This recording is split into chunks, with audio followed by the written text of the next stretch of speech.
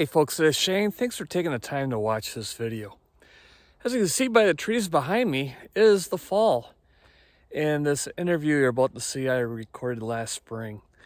Sorry, Ben, time got away from me, but I'm definitely making a point to release this. We had a great conversation on Skywarn and what Ben does with that down in Iowa. So check this out. I think it'll be worth your time watching.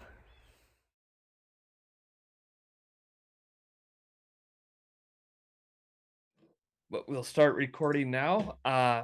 Thanks, Ben, for doing this. Like I just mentioned, I'm putting together a series of interviews with other amateur radio operators on the service aspect of our hobby.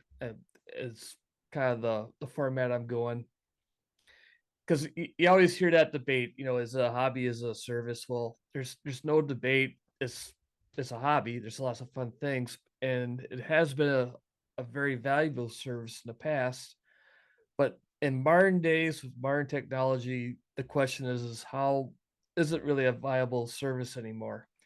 Um, and that's where all the opinions come in. So with this series, I'm trying to get a bunch of different opinions and see different experiences. And with a YouTube channel called Spotter Jutting, I think you might be a good person to talk to on weather spotting. So uh, to set this up, please give us a little background on Skywarn because you're heavily involved with that and weather spotting and how you got involved with it. And then I'd like to go into your situation where you are in Iowa. How involved is Skywarn in your area? How are you guys set up? How frequent are your nets? All that kind of stuff. So just take it away and let me know what you want me to know. All right. Well, as far as my background, I've been a weather enthusiast ever since I was in high school. I became an official spotter right during the pandemic. That's where I actually took my spotter class, got my spotter ID number. But I've been chasing tornadoes ever since I was ankle high, probably. I mean, my one of my first tornado encounters was three tornadoes outside the interstate in southern Minnesota, and Dad was laying the hammer down, pulling the fifth wheel. Hmm. And Mom was worried he was going to get pulled over for speeding. He looks out and he goes, "I think they're going to be more concerned with those."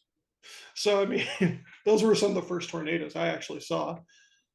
During the pandemic, had a little downtime and more downtime and got my spotter certification, wanted to get back to my community.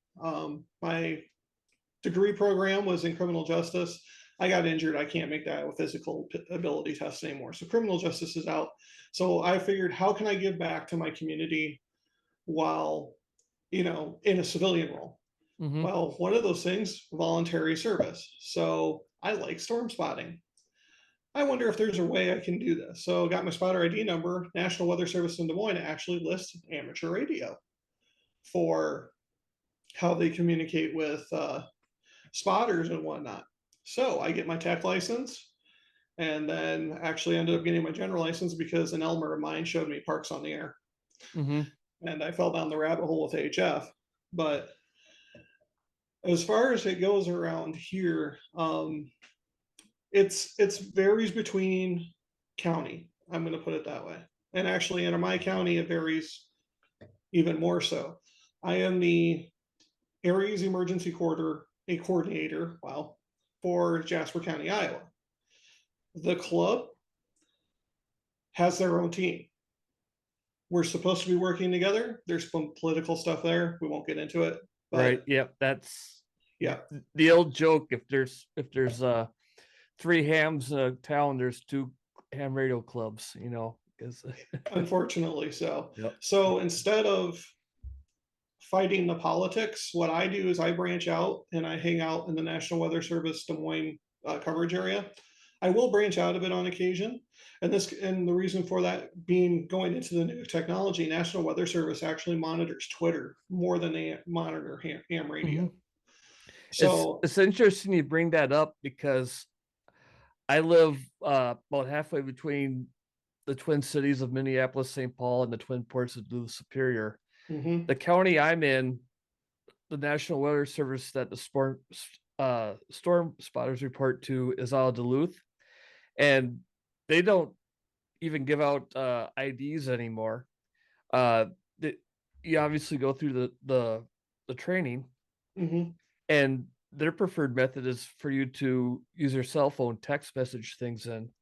Their logic is everybody has a cell phone and you can take pictures and video and the GPS is right there. So that technology is to the chagrin of many hams is available. But uh when you're using like a radio club and whatnot, you do have the advantage of ham radio using even people say the cell phones are no good if the towers go down. Well, same thing with the repeaters. But as hams, we have the backup of being able to use simplex nets too that doesn't need any infrastructure. So I just And wanted to we throw that. actually had that happen during the derecho. When the derecho hit us, Sure. we lost our repeater. And we were on simplex. Well, the coordination at the time in the county, I was brand new. This was my first storm actually as a storm spotter. Okay, cool. And we didn't have any coordination on our level where we had people calling out on 146.52. We had people calling on the reverse of the repeater. We had people screaming on the repeater frequency at us, and we didn't have the coordination. We had the ability to communicate, we just didn't have the coordination to do so. Mm, And that's been, like I said, politics aside in this county, that's one thing. We use mainly ham radio now as inter spotter to spotter communication. There are some nets, don't get me wrong. sure. Warren County and Dallas County on the south and west side of Des Moines, they are probably one of the best Skywarn counties in the state. They open up a net, their net control will cover outside of their county. So if I spot something over here and I report it into them, they'll make sure it gets to National Weather Service. Their net control actually talks directly with National Weather Service.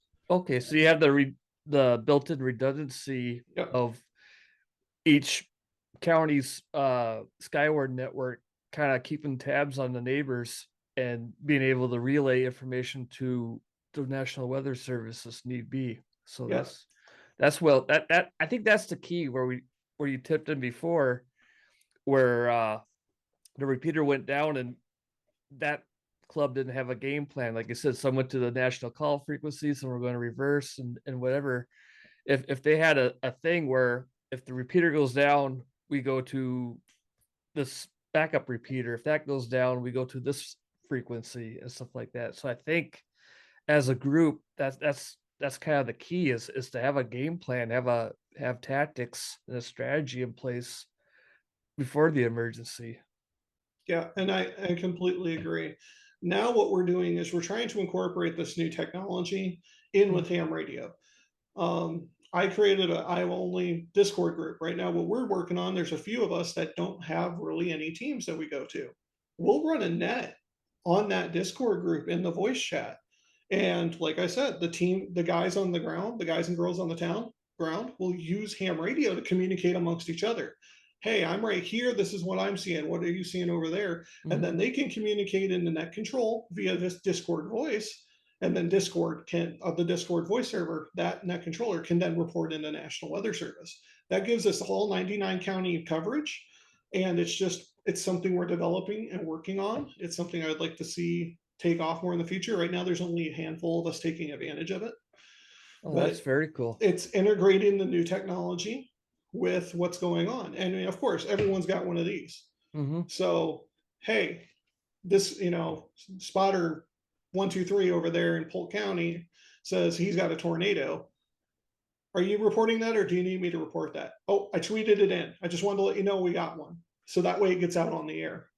So That's that way cool. now everyone around him knows what's going on, even though he took care of the reporting because he decided to, hit Twitter.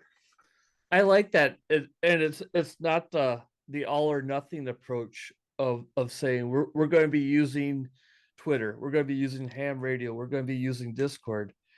You're using all the tools that you have available to you and augmenting them with the pros and cons. Where the strengths of one will pick up the weaknesses of the other. Yeah. The ease of use of cell phones of social media like Discord and Twitter, where an 8-year-old is on Twitter these days and they can do it, no license, no, it's all intuitive, but yet something that's a little more of a learning curve like ham radio is there and used where it's applicable. I like that concept. So you're all coordinating between county and county in Iowa with this? Is it kind of a Right now we've got a small group. I only think we have about 300 members of the Discord right now. But I mean, we're spread county or statewide. that's So good. during, I think it was last week, we had a small outbreak. It was last Saturday because I was net control for this one. And some of our net controllers have what's called National Weather Service chat, which is what National Weather Service has. So we can actually just type directly into them, and it's Mhm. what all the news outlets sees and everything. So if one of the guys I'm talking to says, "Hey, I got a tornado near this intersection," I type it into that chat, and now all the news stations have access to that. National Weather Service has access to that, and then National Weather Service will say, "Hey, thank you for your report. We're issuing warning," and that just it's mass put out, and that's all FOIA requested. You have to be um, I mean, you can take the logs. I mean, you can request them for Freedom of Information Act, but it's one of those things where they're really picky on who's in there, and they want, if you're ham radio, they want you to be a net controller because they want the information, because Sure. spotters are still the ground truth. Radars are great, don't get me wrong. But if they're seeing a tornado on radar and you have a spotter right underneath it and he goes, where's the tornado? Mhm. You know what I mean? Yeah. They still need that ground truth, especially with how widespread radars can be. Yep.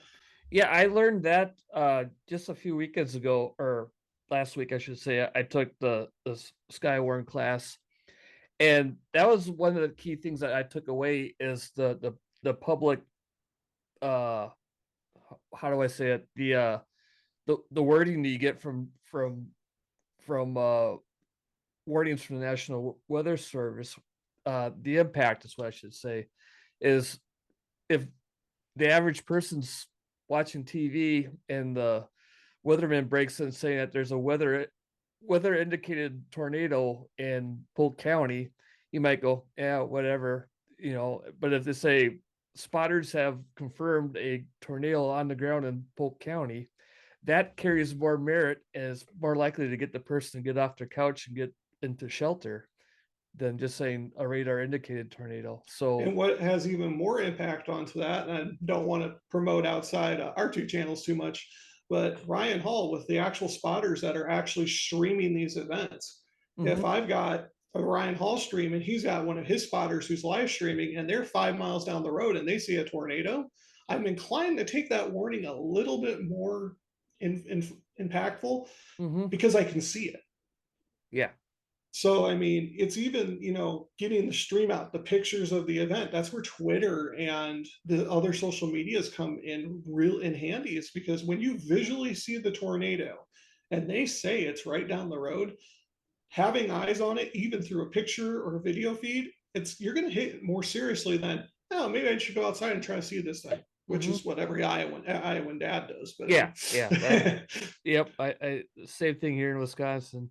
Uh, but one thing I that you said that struck home with me still on the amateur radio side thing is that the National Weather Service wants amateurs to be net control for that, which makes sense because that's part of our hobby is doing uh repeater nets, and for people like us going out and doing summits on the air or parks on the air where you're generating a pileup in all aspect, you're net control of a very disorganized net and you're trying to make sense out of that. So having those experiences with our hobby, having fun, makes us very useful.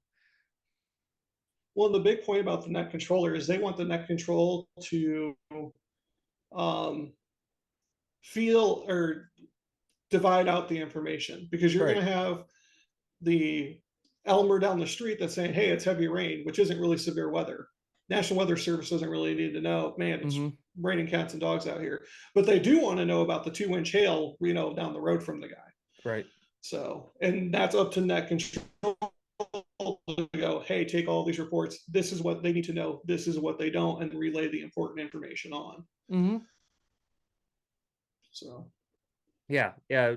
To be able to do the triage and stuff and being And I think I keep going back to parks on the air, but anytime you're working a pileup, is that quick thinking. And granted, on that, you try to pick out call signs that you can understand or DX or whatever, but you still have that mindset or that thing to remain calm while all this stuff is coming in and decipher through it, work your way through it.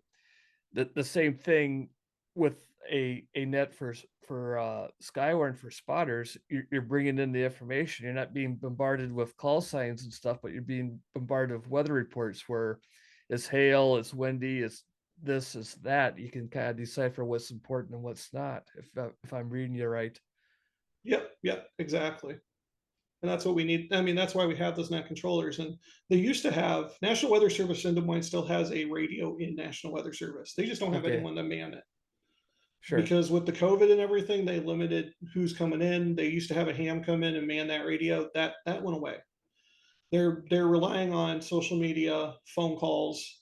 If you go back to my Pleasantville, Iowa tornado, you can actually hear my phone call into National Weather Service because the net control I was using at the time was not able to. Mm-hmm. So I called it in myself on the phone.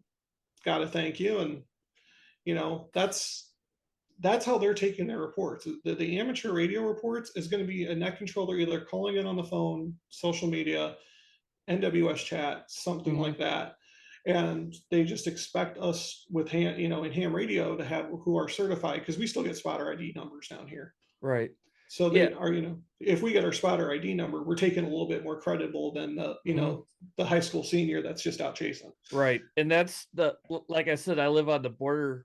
The Duluth branch doesn't do spotter IDs, but the Chanhassen branch of the Twin Cities still do, and Mm-hmm. they're organized that way. Like Isanti County, across the river in Minnesota from me, uh, they have uh, a gentleman that's the Sky Warren official, and he runs the net. And there's a few hams from different clubs that all have IDs, and when there's a storm, they put up a net on one of the local repeaters. They go to different areas and they all report in. So it seems to be a blend of that throughout the United States. There isn't a standard system for the National Weather Service.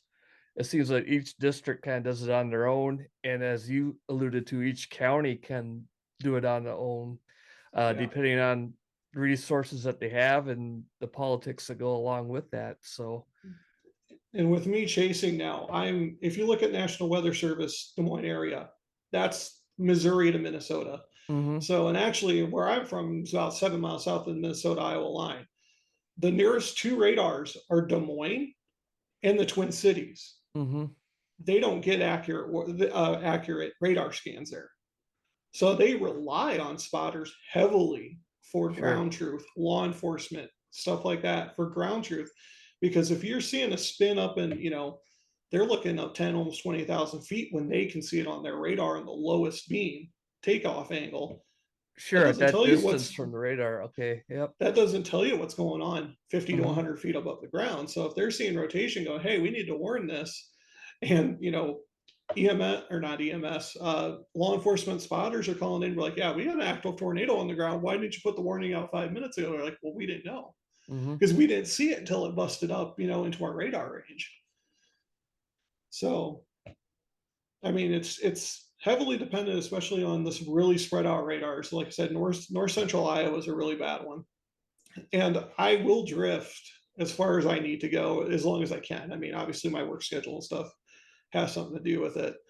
But like on a Sunday night, if we have a tornado in my hometown and nothing, and I can get away from the house, I'm driving 3 hours north, Hmm. and I'm gonna go run in my hometown, and my spotter number comes back to Jasper County, Iowa. But if I call in from up there, that just they'll go, okay, he's here. My spotter ID number comes back to me. He's here. He's reporting from there, and they still appreciate the reports. I mean, it's the ground truth is what they're after, and spotters and chasers are how they're getting it. And like I said, you have these teams. How do they communicate? A lot of them use CB. I'm trying to push ham radio side of it in Iowa, Hmm. just so that way, if you have 4 or 5 people in the same storm, you can all be on a simplex or on simplex and just running the storm clear over all around the state. Hmm.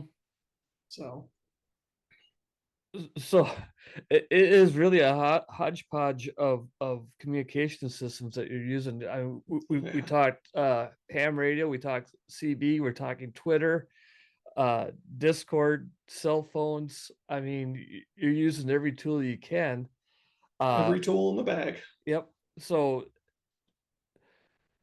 obviously, each group does things a little different. And I guess I'm kind of answering my own, or you already answered my question I'm about to ask, but is there a way to centralize and groupthink as different spotter groups together? But it seems like you guys are kind of pulling that together with Discord. We're attempting to. Mm-hmm. We're attempting to just because of how easy this sword can be. And I say can be because it's, it has a learning curve. Mm-hmm. But if you know, hey, during a weather event, there's a guy that's going to be in this voice chat, all I have to do is click in there and I can submit reports. Sure. And like I said, we're developing that. It's right now, it's me and a few other people, Mm-hmm. but, and it all depends. I'm trying to get net controllers arranged, stuff like that. We got a guy in Mason City, which is, he's a lot, I'll say about between you and me. Mason City is not far over the Iowa border. Yep. He loves doing that control. He loves doing traffic handling. I'm like, whenever there's an event, dude, if you're available, just jump in there and take over. Because I rather chase. I Mm-hmm. want eyes on. I want to be getting footage. I have, the channel to get a little bit of that in, but I'm still calling stuff in. Normally it's the phone call and go, oh, I should really be recording this. Right. I made the report. Now what should I do? Oh, yeah, I have a YouTube channel I'm out here for too. Get the priorities in line. But I think the Pleasantville tornado, if you were to go back and look at that, you can kind of see my game thought in that. As soon as we got eyes on, first thing I did, tornado on the ground to the net I was in, and that was a DMR net. I was hot spotted off a DMR, doing a DMR net in that one, and net control's like, I'm not near my phone. I got it. You know, Mm-hmm. then I Cool. called in, and fortunately, my son, who was with me, decided to be my social media director that day and made sure he was he was recording everything. And by the time I go, "Are you getting this?" He goes, "Yeah, yeah, I got it." Cool. So All right. So let's spin this thing back to amateur radio.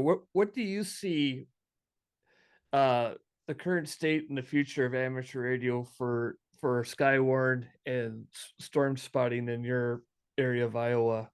Do you see it kind of fading out or staying the same, or do you see potential to get more people into it and make it a more valuable tool for you, even though you got a lot of great tools? it's I'm just say maintain or grow. It's really hard to say. It depends on the groups.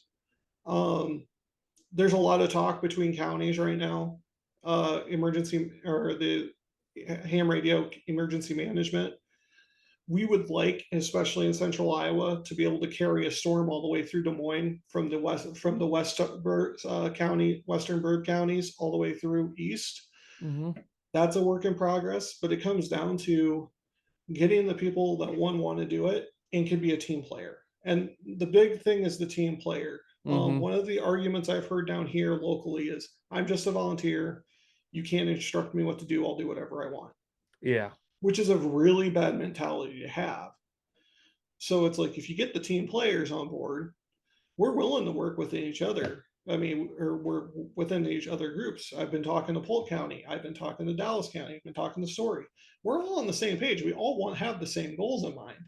It's just a matter of getting them networked and then getting the people in. Right. So it's about public exposure. I didn't even know ham radio still existed until I saw it on the National Weather Service page. That's how much exposure there is with ham radio around here. I didn't even know that it was still a thing Mm-hmm. until the pandemic. Right.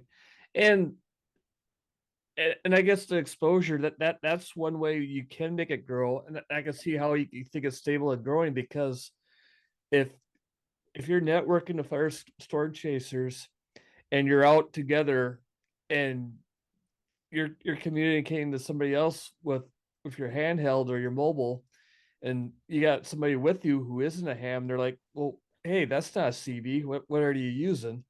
And you can kind of plant that seed and show in real life how capable amateur radio is, where it's a Baofeng or a ICOM or whatever make and model DMR handheld, it's more capable than that blister pack FRS radio that they think that you're using until they realize that you're talking to people a county away. Yeah. And then another thing is when you really get them into the rabbit hole, you show them the traffic handling on HF. Mhm. During the derecho, the city of Cedar Rapids, they didn't have phones. They had to contact on 80 meters someone up in Minnesota to get a message out to send generators down. Yeah. Yep. So, I mean, once you start them on the storm spy and storm chasing with the 2 meter 440, 220 mobiles, whatever, and the Mhm. handhelds, you can really open a huge door for emergency communications up for them. And if they're, service oriented like me, we want to do it all. Right. Right. So, Very cool. Yeah. Yeah, and that's like a good thing you talk about with the 80 meters is in a emergency situation where there's a disaster relief, you're not necessarily just talking to people in the affected area. You want to communicate with people outside of the effective area to get damage reports out and information out and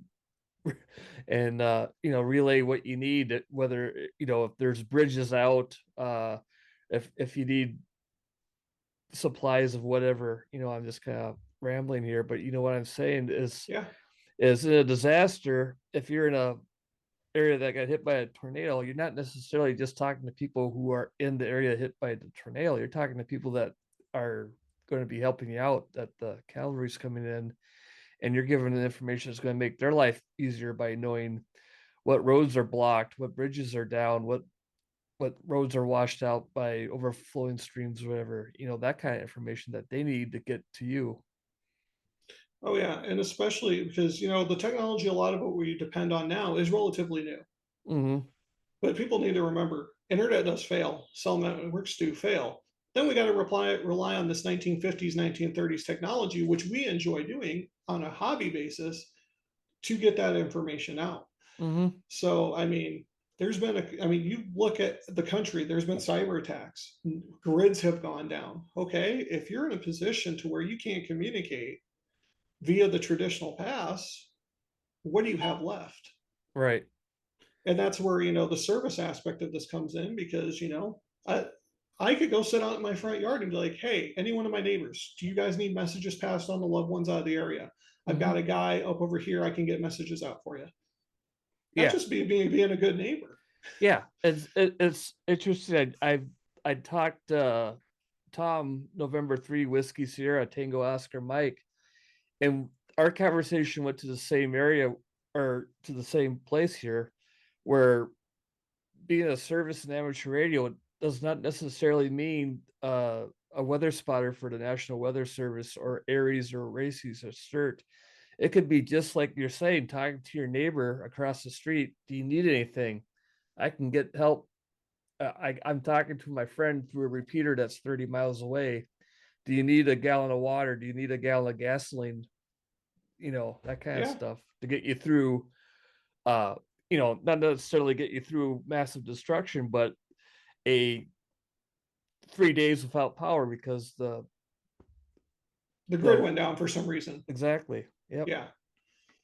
And you in your neighborhood might be completely fine, but you're affected by something that happened elsewhere. Right. The people that depend on hydro power, what if your dam goes down? Hmm. I mean, you are yourself are fine, other than the fact you don't have electricity. How are you going to get the messages out? Now you Hmm. got, some of us amateur radio operators that run solar. We can, Hmm. charge phones. We can, Yep. send messages. We have a whole bunch of different abilities that, have been around since what, the 30s Yep. before then? Yeah. And advocates could say, well, if the dam goes out, they'll be able to switch the grid around in a day or two or three, and they'll be back up in power. But yeah, there's still a day or two or three that they're not. We not be the long term rescue, but we're able to bridge the gap until things are restored. Is Yeah. is one way to look at it. And what I say to those people that have that mentality, look at Texas during their deep freeze and how come California has rolling blackouts at times. Hmm. I mean, you want prime examples of modern day. Texas had that deep freeze, their grid went down. They had a nuclear backup that they couldn't get going. Right. So what are you going to do in situations like that? And then Hmm. people, play a devil's advocate to be like, well, those are one-offs. One-offs are getting kind of common. Yeah. The 10-year tornado is happening every year now. It used to be you'd get one EF4 in the country a year, if that. And now we're averaging 2 to 3. I'm waiting honestly for the next EF5. It's been about 13 years. It's due to happen, but especially weather patterns are getting more dramatic. They're getting more, I don't want to say unstable. They're getting more exciting. We'll put it that way.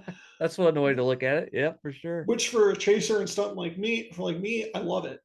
As long as it doesn't hurt people.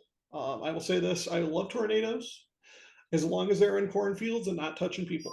And farmers get mad at me every time I say that because they get mad because cornfields money out of their pocket, and I'm like, would you rather have your cornfield or your house? Because I'd rather have your cornfield. And like I said, they're beautiful. They're getting more and more common, and we need to be prepared on all aspects. Kind of. I'm not saying go prep crazy, but I mean, I've got communications handled. Hmm. If I know someone, 4 counties over has, power and supplies, well, now I'm going to waste my gas to go 4 counties over where I know I can get stuff versus driving around aimlessly. Well, yeah, this has been a good talk. This is, I like how, I really like how you guys aren't taking the all or nothing approach where, you see some people like, you gotta use ham radio because ham radio is always there, and see other people going, that's old technology. We can do so much with cell phones and the internet. Where you guys are going, well, why fight? Let's use the strengths of each of them in their own Yeah. application and have a well-rounded arsenal of tools to use. Well, that's emergency preparedness in the general. You want to use every tool in the bag. Mm-hmm. Yes, the most modern one might be the best, but the original, the old one that just came out or that came out, 100 years ago will still work. Right. And if this fails, now you got to go back to a lesser option. If you use every tool in the bag, the odds of you not being able to help each other or yourself is very, very slim. You will always be able to help because you're using the entire arsenal versus putting all your bags in the one basket. Well, we got about 5 minutes left, so I think we've covered the bases. We're coming uh to a good spot. Any other points you'd like to make to wrap things up? I just, if there's any non hams or, non chase or service oriented people watching this, it's these classes, Shane, you can probably attest to this. These classes aren't hard. They teach you Mm-hmm. what to look for. It's get out there, and if you want to help your community, it's one of the easiest ways to do it. Go out and take a storm spotting class, and then when weather hits, just look out your window. Hey, I Yep. remember seeing I need to call that in. You Yep. don't have to go chasing. You don't have to try to get media fame. You don't have to try to sell stuff. Just be a neighbor. And Mm-hmm. that's what it's all about is with the storm spotting, storm chasing, and amateur radio, as far as the MCOM aspect as I'm concerned. It's just about being a good neighbor. Yep. You got the guy down the street you would never talk to because you and him don't see eye to eye, but in a pinch you would help him. Right. So go ahead and get the tools so you can help him. Yep. Yeah, that's a So good point to take. The class is free. yeah, Uh, I ended up going to a local volunteer fire department where they're having it. I was like the only ham there is a bunch of firefighters and EMTs and stuff.